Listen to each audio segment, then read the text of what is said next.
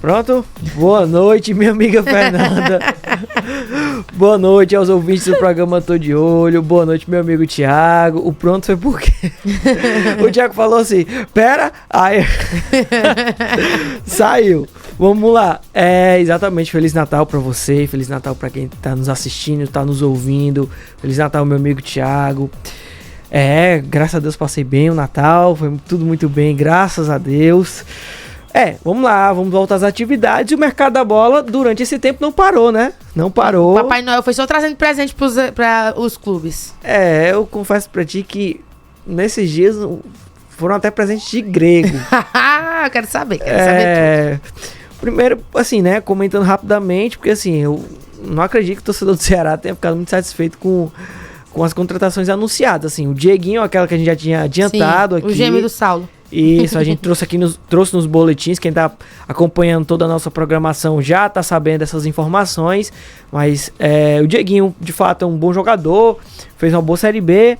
Mas o Matheus Araújo, para o presente de Natal, não sei se foi um presente de Natal que o torcedor tava esperando, né? Um grande nome, Não foi um grande nome, né? Aliás, a janela do Ceará, até o momento, fazendo ali um balanço, é uma janela até um pouco decepcionante.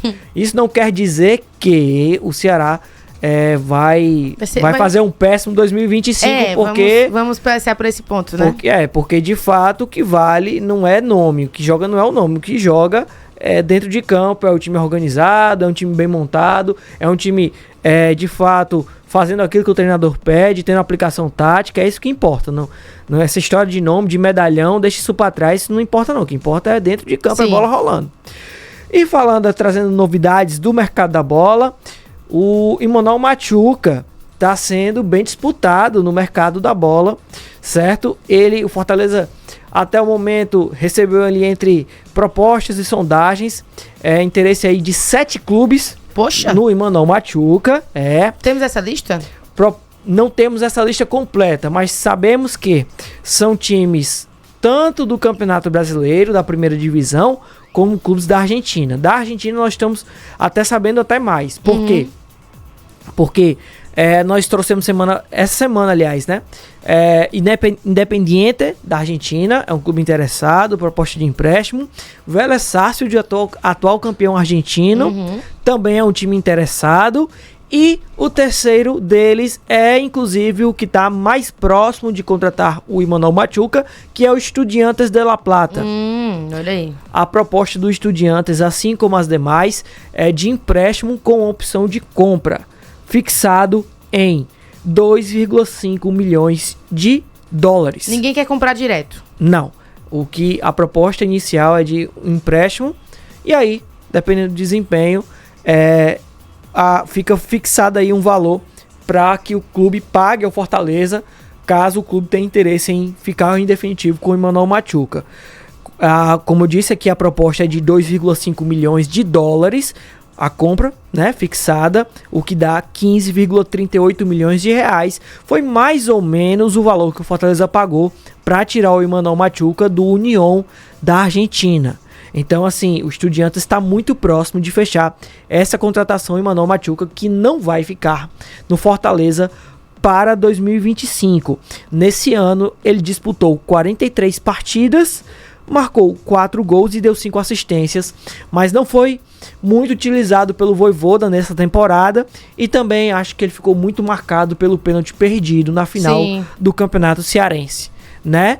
Então, não foi... E assim, eu acho que não foi nem só o pênalti, porque o Pedro Augusto perdeu e conseguiu se reerguer dentro do elenco e mostrar o trabalho, mas ele nem isso. Exatamente. Então, assim, eu digo assim que ele ficou marcado porque foi algo que ficou na cabeça do torcedor. Apesar de que naquela situação é muito explicável o pênalti perdido. Por quê? Porque o Emmanuel Machuca, o Fortaleza já estava atrás, o Ceará tinha acabado de fazer o gol, né? E dependia, tava tudo nas costas dele, estádio lotado, aquela pressão. Enfim, a gente tem que entender que jogador de futebol é ser humano. Sim. Entendeu? É profissional, é claro que ele tem que ter um controle emocional maior do que eu e você, o Thiago, enfim, do que pessoas que não estão diretamente dentro de campo, mas não deixa de ser um ser humano, não deixa de ter abalos emocionais, não deixa de sentir pressão, não deixa nada disso, entendeu? Então, assim, tudo isso entra dentro de campo também. E a gente tem que entender isso também do jogador. E fora os problemas extracampo que afetam a qualquer um de nós. Então, de fato, a gente tem que entender o contexto, todo o contexto daquele momento. Não simplesmente julgar o jogador por um pênalti perdido, um gol perdido ou algo do tipo. Ainda falando de mercado da bola, só que agora falando do Ceará, o Eric Pulga está muito próximo de acertar com o Bahia para a próxima temporada. Essa contratação ainda não foi concretizada, o martelo ainda não foi batido e não tivemos ainda ponta virada. Por quê?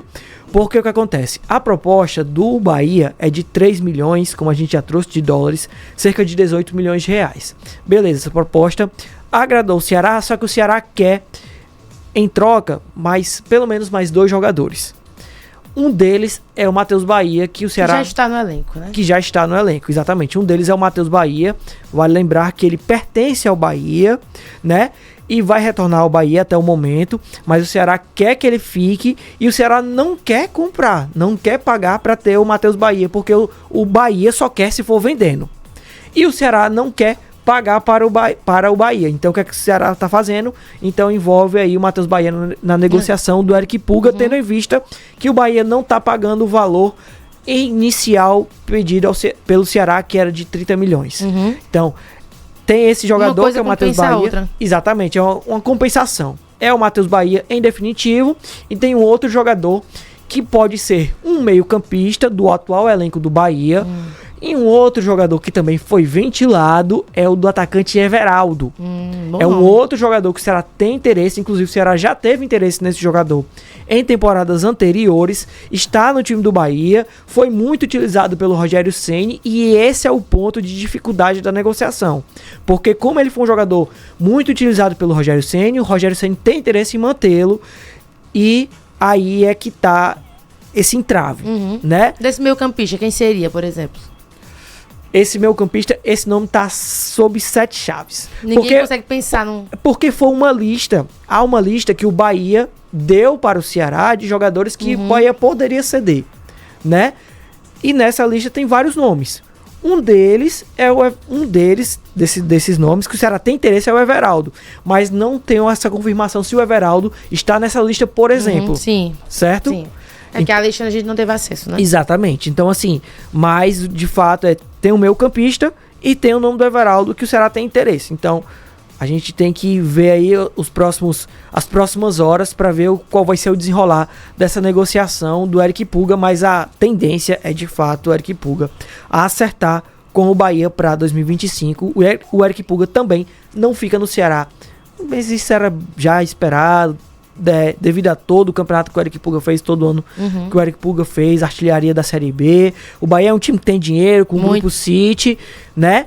E, enfim, né? É normal essa saída dele pro time do Bahia. Agora, também vamos falar do Ferroviário, porque o Ferroviário definiu a data para acontecer a Assembleia Geral, que vai definir a criação e venda da SAF do clube. Essa reunião vai acontecer no dia 3 de janeiro de 2025. Semana que vem. Exatamente. Mas, antes dessa reunião da Assembleia Geral, o Conselho Deliberativo vai se reunir mais 2 vezes. Uma reunião aconteceu hoje, a primeira reunião aconteceu hoje. A próxima reunião vai acontecer no dia 30 de dezembro. Segunda. Exatamente. Essa segunda reunião, essas 2 reuniões estão acontecendo para uma análise da proposta do grupo europeu que está interessado na SAF do Ferroviário, certo? Aí eles vão analisar essa proposta, ver se essa proposta é boa, para quando chegar na Assembleia Geral, apresentar todos os detalhes, apresentar todas as nuances dessa proposta para a Assembleia Geral, para que seja criada a SAF e já seja votada a venda da SAF para esse grupo europeu.